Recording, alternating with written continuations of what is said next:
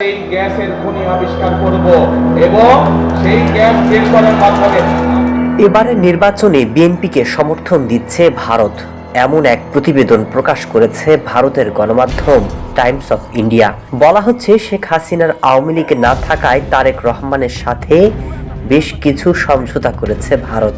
এর মধ্যে রয়েছে শেখ হাসিনাকে বাংলাদেশে ফিরিয়ে নেওয়ার বিষয়টিও। সকলে আমরা একত্রিত হয়েছি সামনে যে 12 তারিখে নির্বাচন। এরই মধ্যে শেখ হাসিনাকে এক সবুজ বার্তা দিয়েছে তারেক রহমান। জানিয়েছেন আওয়ামী লীগ আবারও রাজনীতিতে আসতে পারবে, এমনকি চাইলে জয়ও হাল ধরতে পারে।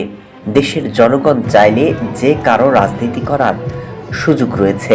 এর আগেও শেখ হাসিনা এক বার্তায় জানিয়েছেন বিএনপি ক্ষমতায় জিতলে তার ফিরে আসার সম্ভাবনা রয়েছে। তাহলে কি ভারতের এই গণমাধ্যমের ধারণা ঠিক? এমন প্রশ্ন ঘুরপাক খাচ্ছে।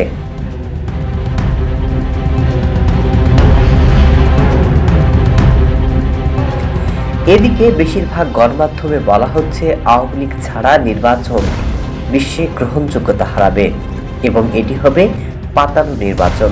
এরই মধ্যে বিএনপির প্রধান তারেক রহমানের সাথে কয়েক দফায় আলোচনা করেছে দিল্লি। তারেক রহমানও চায় ভারতের সাথে সামঞ্জস্য বজায় রেখে চলতে। তাই বিএনপি নির্বাচনে জিতলে আওয়ামী লীগের জন্য বড় সুখবর আনতে পারে।